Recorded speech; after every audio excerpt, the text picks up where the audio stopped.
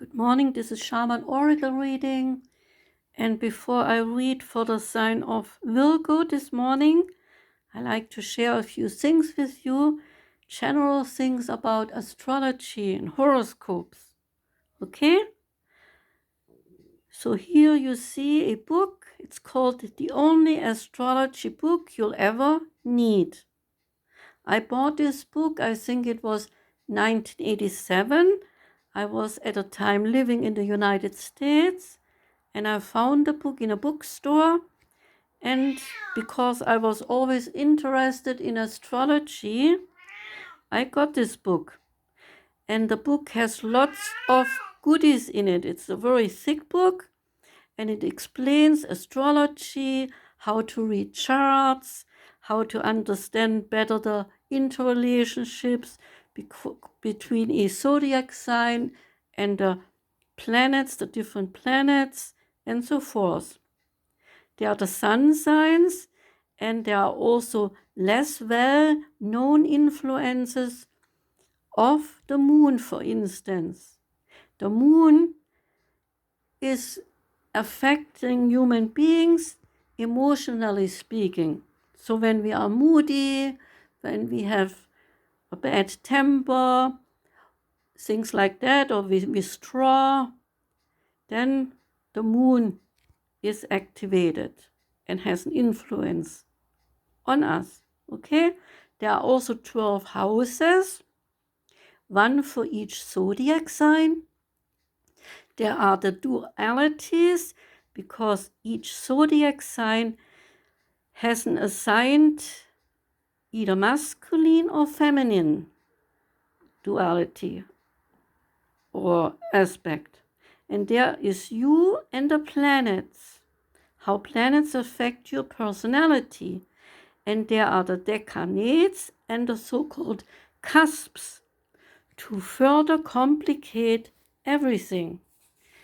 But this is for somebody who delves deeper into it. I just want to share with you a few things.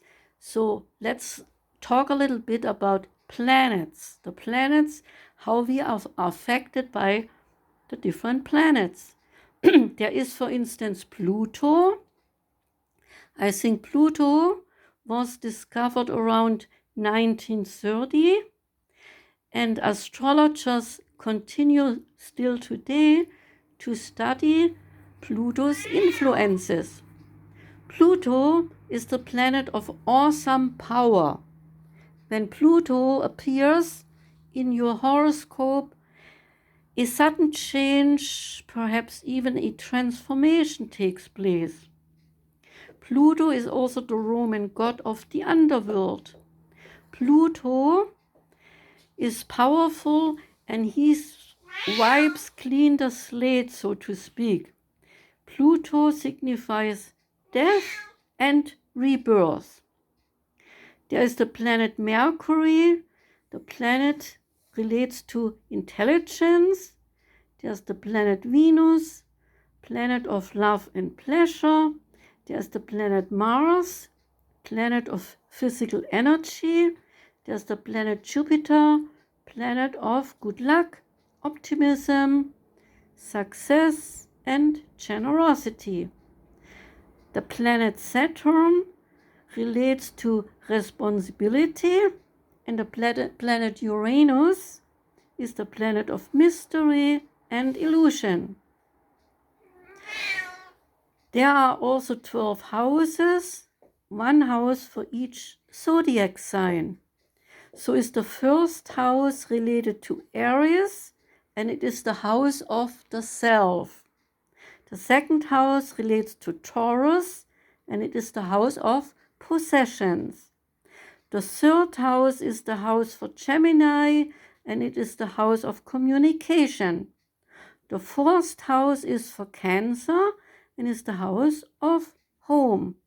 The fifth house relates to Leo and is the house of creativity.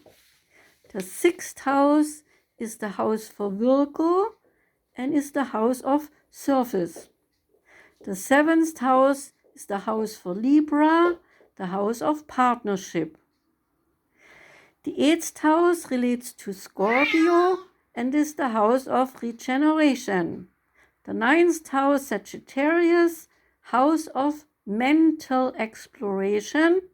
The 10th house is for Capricorn, house of career, success of work, your job-related issues. Okay? The 11th house relates to Aquarius, house of hopes. And the 12th house is the house for Pisces, the house of self-undoing. Then there are lots of charts in the back of this book explaining how Sun and Moon, Sun and Mercury, Sun and Venus, and so forth affect your zodiac sign altogether too. Not only that, but there is also the Moon bringing changes, disturbances to every zodiac sign. So this is why no two people of the same zodiac sign are truly alike. They might have many shared characteristics, but they are still different in their way of relating to life's challenges. Okay? And at the end of this book, there are also astrological tables, charts. They start in the year of 1900 and they go through to the year of 2000. The tables in the back, they are helpful in finding out how your birth year relates to all the different planets. As we have learned, each planet has a different influence, so this complicates everything even further. And to let you see, wait, how a table looks, this is how the table looks.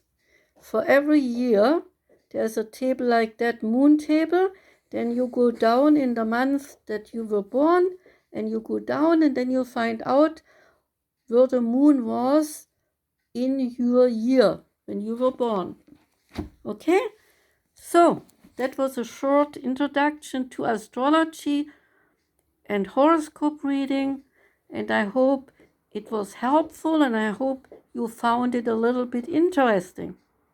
I will upload this and then come back later and read for Virgo today and the rest of the astrological signs that I didn't read yet. Okay?